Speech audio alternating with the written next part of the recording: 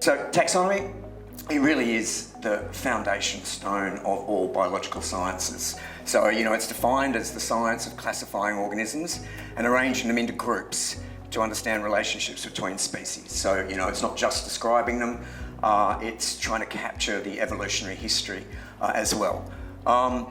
So taxonomists discover, describe, name, compare and identify a species. A robust taxonomy is essential for the effective conservation and management of biodiversity. So the bottom line is, if you can't identify a species and you don't know where it occurs, it's impossible to even begin to conserve it. Okay, and so this is the taxonomic framework that everyone who works on corals will be familiar with. In 2000, Charlie Veron put together a 3-volume set, Corals of the World. It effectively summarised, Charlie's interpretation of 250 years of taxonomy that had gone on before it. And I think what most people don't realise, most people that were introduced to coral taxonomy through this book, don't understand what a turbulent history that was. Charlie recognised 18 families, 112 genera, and about 800 species. But until that point in time, there'd be more than 2,200 coral species that had been described. So that's that's why we're here, why I'm here. We realised that we basically had to start from scratch, and I'm not kidding. I think nearly every species in that book is poorly described or incorrectly described. And so, it really is a question of starting from scratch. And so we've gone back, we're curating all of the type material. So I've spent many years visiting museums in different parts of the world to photograph all the type material. We've got together all the original descriptions. There's something like 350 texts that we've downloaded and have copies of them all. Our aim is to test all of the nominal species, not just those that are considered valid, and that there's 2,200 of those species. Discover and describe new species.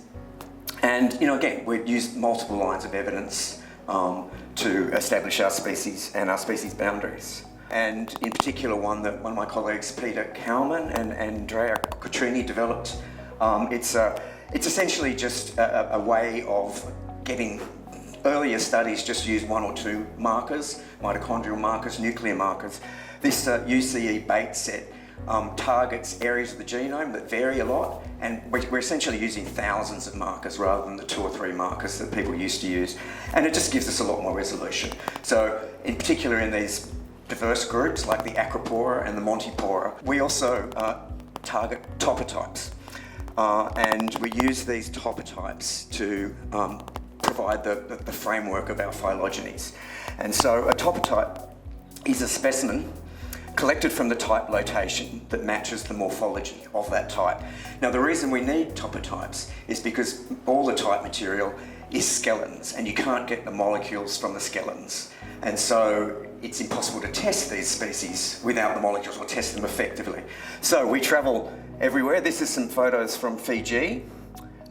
This is our topotype of Acropora hyacinthus.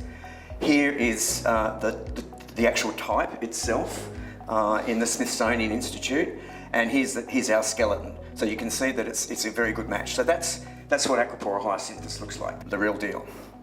These are the results of the work that we just published in the hyacinthus clade. So yes, the hyacinthus-like table corals we've discovered in our sampling that went from sort of Western Australia all the way to Fiji and then up into Japan and Tahiti. So we established that there were actually 17 genetic lineages. So this one species is actually just within the range that we sampled, 17 different genetic lineages. 2 of them were valid species, Hyacinthus and Spicifera. 4 of them were junior synonyms of Hyacinthus. 5 new species, and 6 lineages that we just didn't have enough data to resolve. They're almost certainly good species, but we just didn't have the data to run with it. And so, again, the putative range of Hyacinthus is all the way from the Red Sea to the Eastern Pacific, and within that range, it's likely to be more than 20 species. And the real Hyacinthus, yes, is restricted to the South Pacific. So it's on the Barrier Reef. It's in Fiji, which is where it was described, but it's definitely not in Taiwan or Japan. Okay, these are just the photos of the 5 new species that we described. And so you can see that they're all, except for this one, table-like corals, and they have all been mistaken for hyacinthus in the past, including by me. Just to re-emphasise that as well, the historical species lists are an unreliable guide to what to find anywhere, and it's certainly in terms of looking at changes through time. Realistically, the only places that we can explore those sorts of questions are places such as Lord Howe Island, such as the Red Sea, where people made collections back in the day. That's really the only way that we can establish whether there have been any local extinctions, is actually go back to those museum collections and look. Just a couple of reasons why I think taxonomy is important for restoration.